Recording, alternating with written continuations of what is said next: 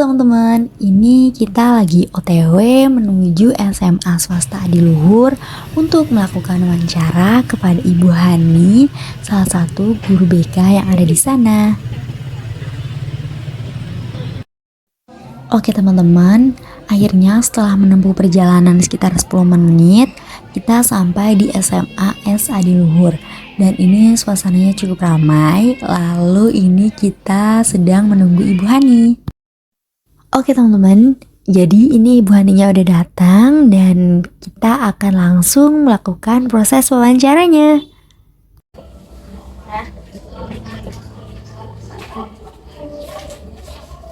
Assalamualaikum warahmatullahi wabarakatuh. Waalaikumsalam warahmatullahi wabarakatuh. Ibu sebelumnya perkenalkan, saya Salsa Ramania dari Universitas Indah Prasta semester 4. Ini saya datang ke sini bersama teman-teman saya untuk mewawancarai Ibu mengenai tentang instrumentasi tes di sekolah ini.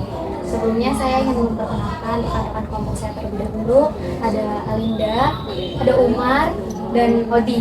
Ya, dari Universitas semua. Iya, satu kelas. Iya, satu kelas. Oke, kesini mau Wawancara. boleh.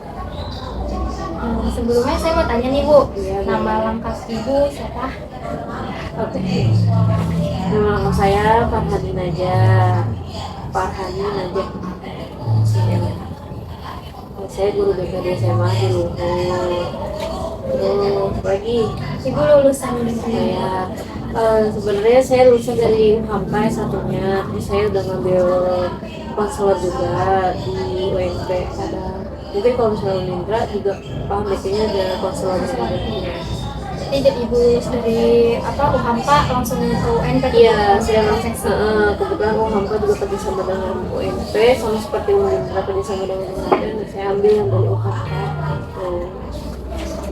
Kalau misalnya boleh tahu itu profesi konselor berapa tahun Bu? Terus belajar apa aja Bu? Kalau misalnya konselor itu saya belajarnya kurang lebih 2 tahun lah ya, dari 2019-2020 itu saya lulus gitu. Dia belajarnya hampir sama kayak belajar BK, kayak mengulang kembali S1 BK-nya gitu. Jadi kita lebih mendalami gitu sih. Lagi yang materi seputar apa? Kalau Ibu kan tadi jadi guru BK di sini sudah berapa lama Bu? Ya, saya guru BK di sini. Sebelumnya saya ditugaskan di SMK-nya dari 2019 saya sudah ditugaskan, lalu di 2000 sampai di 2022 angkatan kemarin saya baru ditugaskan di sini gitu. Jadi total saya bertugas ini hampir ya 4 tahun lebih. Lama nih berarti udah. Menjadi BK. Iya. Langsung ke materi informasi. Kami Ibu sebagai guru bimbingan dan konseling ini, kapan sih Bu waktu yang tepat untuk memberikan informasi pada siswa? Sebenarnya waktu yang sangat tepat itu kan kita kalau misalnya untuk di kelas dulu ya, biasanya kita perkenalkan diri dulu, masuk mengenal anak-anak. Nah setelah melihat beberapa 2 bulan setelah masuk itu seharusnya memang sudah diberikan AUM ya, instrumen. Kenapa harus itu? Karena biar tahu anak ini apa sih yang dibutuhkan dalam belajar, apa sih masalah yang mereka miliki. Kita nggak ada yang tahu permasalahan yang dimiliki anak ini datang dari temannya atau dari rumahnya. Karena biasanya anak itu punya masalah bukan dari teman aja, tapi dari keluarganya. Kadang juga kenapa jadi punya masalah dirinya, yaitu kadang keluarganya juga. Tapi kita tidak bisa menyalahkan dari keluarganya, lingkungannya juga mendukung. Lalu kekhawatirannya kenapa memang harus lebih cepat, karena biar nanti belajarnya makin ke sana, gurunya juga nggak semakin sulit gitu. Jadi tahu kebutuhan anak. Terus terkait instrumentasi tes yang ada di dalam BK nih Bu, menurut Ibu nih mengapa siswa itu sangat penting untuk diberikan instrumentasi tes? Pertama, yang pasti paling sebenarnya dibilang penting, tapi banyak juga dari sekolah sekarang tuh yang tidak memberikan kan. Tapi mungkin kalau misalnya guru BK-nya memiliki inisiatif memberikan karena memang penting untuk tadi meminjam pelajar, terus tahu apa yang masalah yang dimiliki si anak ini gitu. Jadi memang dibilang penting. Lalu ada lagi? Kalau di sini Bu, instrumen tes apa aja, jenis apa aja yang diberikan ke siswa? Ya, kalau di sini sih yang sudah pernah dilakukan umum ya. Pernah dengar kan umum ya, itu sudah pernah diberikan. Lalu ada sosiometri, kenapa kita pakai sosiometri? Karena kan kita harus tahu ya, biarpun kalau sosiometri mungkin masuknya nggak cuma baru sebulan atau 2 bulan enggak, tapi mungkin dimasukin di semester 2 atau 10 itu lebih baik diberikan. Kenapa? Jadi biar tahu siapa nih memang anaknya yang kan kalau sosiometri anak ya kan, siapa yang disukai, siapa yang tidak disukai. Jadi mungkin kita akan tarik yang memang anaknya tidak disukai dari lingkungan kelas itu. Kenapa ditarik? Biar tahu kenapa sih kamu bisa nggak disukai sama teman-temannya, apa salahnya kamu gitu. Jadi anak tidak merasa itu tuh dia yang telah jangan sampai ada perbuatan kayak gitu. Kita juga harus tahu anak yang dibilang biang keladi ini apakah dia punya masalah di luar, apa dia punya masalah dari dirinya, atau dia tidak nyaman, itu kan bisa jadi masalah. Ada lagi Terus kalau misalnya untuk instrumentasi tesnya apa bukan misalnya tes bakat, tes intelijensi yang sering kalau intelijen untuk saat ini sih memang belum sampai ya, paling baru di umum aja. Kalau intelijensi itu belum, karena kan kita swasta harus dari kanan juga gitu. Kalau dari guru BK sendiri berarti paling baru untuk berarti baru masuknya ke instrumentasi non tesnya ya. sama untuk pribadinya aja sih. Iya. Sama yang terakhir pas kemarin berpemilihan kelas di kurikulum merdeka kan memang harus pemilihan. Sekarang namanya bukan IKIPS, kelompok belajar. Kan kalau kalian, kamu dari SMA atau SMK? SMA kan, pasti kan dari awal udah bilang kamu IPA, kamu IPS gitu. Kalau sekarang kita kan kurmen. Iya. Nanti kalian kalau misalnya memang sudah menjadi guru BK yang sesungguhnya, nanti akan kalau memang masih tetap dipakai kurikulum merdeka, itu sebenarnya dibilang gak menyulitkan untuk guru BK tidak, cuman nanti di kelas 12-nya yang untuk pemilihan perkuliahannya, karena kan kita nanti pakai fase dan itu kelompok belajar, bukan lagi IPA itu. Kalau memang kurikulum merdeka dipakai lagi. Ini Bu, apa saja yang perlu dipertimbangkan oleh Ibu sebagai guru BK ketika akan menentukan instrumen untuk siswa? Dipertimbangkan, pertama nih ya, kalau misalnya kita lagi mau ngasih angket ke anak-anak itu lihat dulu, kalau misalnya sekiranya siang-siang kita kasih angket, itu angket nggak bakal diisi dengan serius. Pastinya sesuka anaknya asal udah keisi, tapi nggak pakai apa yang dia dari diri dia sendiri gitu.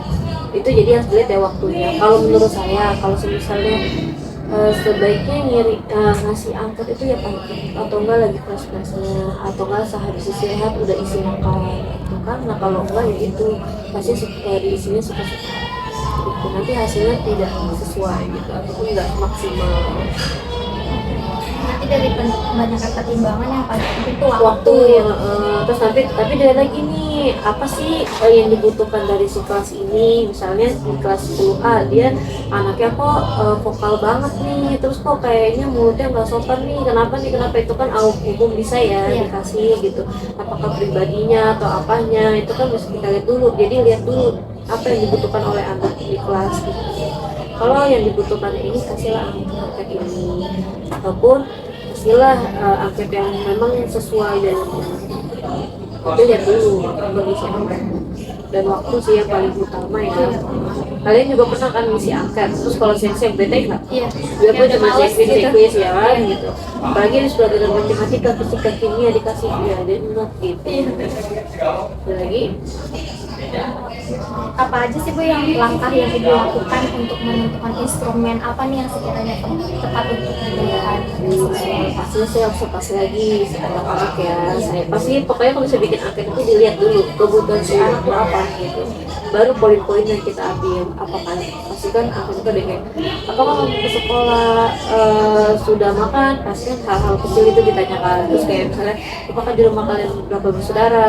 Terus kayak ditanya teman dekat kamu siapa, atau teman dekat sekolah. Mungkin itu hal-hal sepele tapi sebenarnya menyangkut ke si siswa juga gitu. Itu pun ternyata berpengaruh. Sebenarnya kalau kita perhatiin, kalau kita sebelum SMP, kok dia bisa kayak gitu ya. Nah pas kita tanya konseling pribadi gitu ya, itu pasti dia bilang, iya Bu sebenarnya tuh cuma masalah kayak gini, tapi nanti lama-lama besar gitu kan.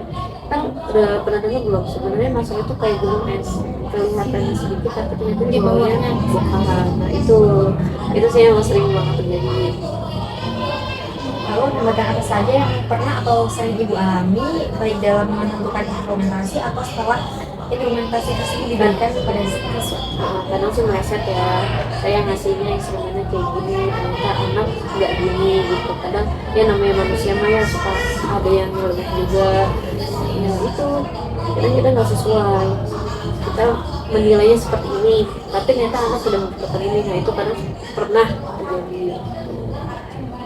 Ada lagi Terus kalau hasil instrumentasi di sekolah yang digunakan di sekolah ini gimana? hasilnya, kalau untuk sampai saat ini sih ya hasilnya pastinya untuk kebaikan aja ya. Kalau misalnya yang sudah benar-benar parah, nanti kita panggil, kita ajak konseling individu ya, kita kasih tahu arahan, kita bina. Kalau misalnya kamu ternyata ada kurangnya di sini untuk diperbaiki, kita sama-sama memperbaiki, bukan anak aja memperbaiki. Kadang juga kita sebagai guru pasti salah gitu. Jadi jangan, wah ini nih anak udah parah nih, anak udah payah banget deh udah ini, jangan benar seperti itu. Paling enggak kasih dia waktu juga, kasih dia kesempatan untuk kita ajak ngobrol. Kalau misalnya nggak ajak ngobrol tapi kita ngerti itu menurut saya yang udah saya ketemu di lapangan. Cuma nanti kalau sudah bertemu di lapangan memang sangat berbeda sama teori-teorinya gitu. Ada lagi Selain guru BK, ada personil atau sekolah lain nggak Bu yang membantu melaksanakan implementasi? biasanya kesiswaan. Bidang kesiswaan Iya, itu membaginya paling bantu kayak, Bu ini anaknya nih saya dapat laporan denger nggak gitu, coba tolong terusnya apa yang digituin. Kalau misalnya nanti kurikulum ya nanti tuh angkat pemilihan yang Pak sekarang bukan di PPS ya kan, kalau belajar itu dari kurikulum juga sempat kurikulum kesiswaan sih lebih jelas. kalau sampai saat ini kalau sudah pernah ada kerjasama antara ibu sama wali kelas gitu Selalu mestinya ya Pak Ipal ya kampus ini alhamdulillah ya wali kelasnya kooperatif kayak misalnya memang Bu Hani, Pak Ipal ini anaknya yang ini bener ya gitu, tolong dong lagi ngobrol. Ada personil atau sekolah lain nggak Bu yang membantu melaksanakan implementasi? Biasanya kesiswaan.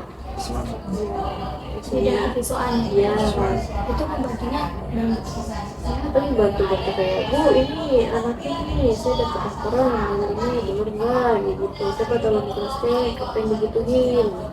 Kalau misalnya nanti kurikulum ya nanti tuh angkat pemilihan yang Pak sekarang bukan di PPS ya kan, kalau belajar itu dari kurikulum juga sempat kurikulum kesiswaan sih lebih jelas. kalau sampai saat ini kalau sudah pernah ada kerjasama antara ibu sama wali kelas gitu Selalu mestinya ya Pak Ipal ya kampus ini alhamdulillah ya wali kelasnya kooperatif kayak misalnya memang Bu Hani, Pak Ipal ini anaknya yang ini bener ya gitu, tolong dong lagi ngobrol. Jadi apa namanya alhamdulillah kooperatif ya wali kelasnya gitu kan, misalnya ini harus kebuka apa enggak, atau enggak kalau sebetulnya memang wali kelas bisa menangani sendiri kan partner gitu, enggak semuanya harus kebuka, enggak semuanya dibuang kebuka, pasti walas harus tahu dulu. Kalau walas yang tahu nanti misalnya mereka memang sudah tahu, walas nggak tahu apa-apa itu malah gak. Jadi walas yang tahu kalau di kelas gitu. Ada lagi itu aja sih Bu, cukup. Terima kasih banyak ya Bu, sudah meluangkan waktunya. tapi sesuai juga bos gak mau jaga saya, cuma sih memang ya kita namanya kita swasta ya alhamdulillah sih anak-anaknya memang yang saya lihat nggak ada yang gimana paling yang namanya biang, kalau misalnya ada yang benar bandanya juga masih bisa paham aja, paling yang sekarang mulutnya mungkin etikanya ya takutnya juga masih baru-baru lah, berasa kan dulu jadi sekolah gue begini gitu, tiba-tiba gue jadi BK gitu, terus nanti yang jadi tugas kalian, terus kan pilih BK karena awalnya nggak ada hitung-hitungan kalau saya pribadi ya, tapi tetap aja sih Bu, tetap ada aja statistik ya, ada udah. dulunya dari SMA mana? SMA Aku di Tangsel nggak bisa bener ini Tadinya nggak ada pilihan sama sekali buat masuk ke BK, cuma bingung aja Bu, bingung mau masuk kemana, pendidikan dan BK dari sekolah dari Jawa Tengah.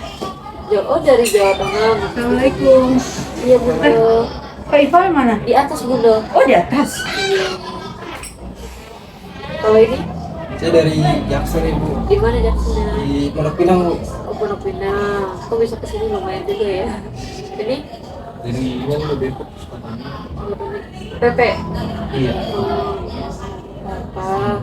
Soalnya kalau kita mah ya gimana kitanya? Kita tuh harus tim netral kalau di sini. Nggak bisa full, nggak bisa kita juga harus lebih luas hatinya. Ya, Kaifa juga kan masih baru dia. Baru kemarin 12 tahun. Apa? Ya COVID sih, COVID dia. Iya gitu. Saya juga dulu suka dukanya jadi duta ya gitu. Lagi notabene dulu waktu di SMK, ada yang SMK nggak? SMA semua ya? SMK. SMP-nya apa? Kantoran. Perkantoran. Kalau saya kan dari dulu kan hotel gitu. Iya, senang tawuran, senang ini. Nah, kalau misalnya kalian berhati besar, kalau misalnya memang nih, saya kasih satu kasus contoh. Anak kalian tawuran, tapi guru-guru nggak ada yang mau nyampein apa yang kalian lakuin. Gak ada yang jenguk. Sedangkan anak kalian tawuran guru anak ya sebenarnya bukan di guru gak mau jengukin cuma ya ya dulu itu kan kesalahan lo gitu kenapa harus gue jengukin itu gimana kalian sebagai BK Sebagai guru BK, udah gitu tanya udah itu anak anak banget tapi dia sih ngapain sih gitu gimana sebenarnya kayak gimana ya, bukan kalau misalnya saya pribadi saya pengen jadi guru BK tuh yang bisa jadi teman juga untuk murid ya. Kalau misalnya kita pun sama kayak guru-guru lain kayak yang masa bodoh gitu, nanti nih anak yang ada di sekolah tuh nggak akan nurut sama siapapun gitu. Mungkin kalau misalnya kita datang itu bisa jadi salah satu cara biar anak itu nurut, karena dia mikir kayak oh ini guru masih ada yang punya rasa simpati kok ke saya gitu. Kalau saya sih gitu. berarti kalian tuh pasti ada dosen yang bilang jadilah sahabat murid di sekolah dulu saya juga pernah pakai kayak gitu kok tapi memang kita harus jadi teman mereka tapi jangan sampai pada diri kita dengan tetap punya guru lo gitu tapi jangan nggak menunjukkan gue guru lo gitu gimana kalian masuk karena makin kesini anak makin ya gitu mungkin gitu aja kali ya ada lagi nggak Bu, itu aja. Makasih banyak ya Bu. Kita ngerepotin. ya soalnya kan ini kan emang udah waktu-waktu libur banget nih sebenarnya mereka udah free gitu makanya pas meeting terus saya kan emang lagi dikejar-kejar rapor saya harus dapat kurang juga apa jadi guru dan satu kampus Iya.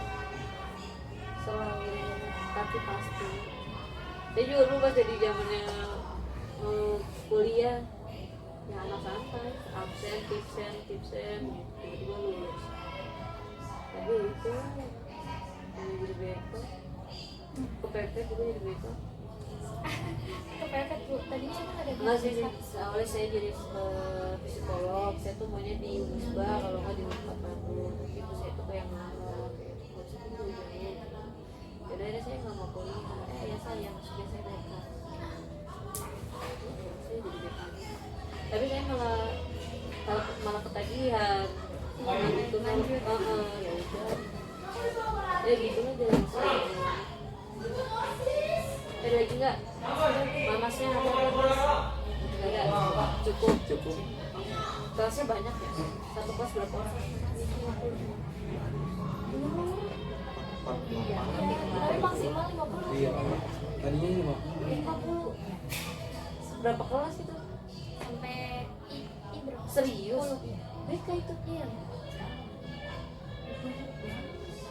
aja kok bisa sampai 50 saya aja cuma saya kuliah nih cowoknya cuma satu maksudnya di kelas saya tapi kita sih cuma dapat 4 kelas kalau di sini sih ketemu mau minat BK asal bisa ngerti udah konseling kelompok Udah ada mata kuliah sama.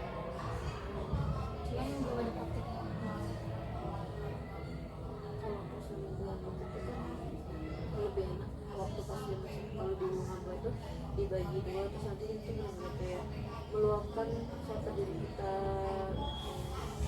ya sebelum. Oke, akhirnya proses wawancara udah selesai nih teman-teman. Dan ini kita mau langsung pulang aja. Kita juga tadi udah pamitan sama Ibu Hani. Dan gak lupa kita juga foto bareng sama Ibu Hani. Terima kasih banyak Ibu sudah meluangkan waktunya untuk kami.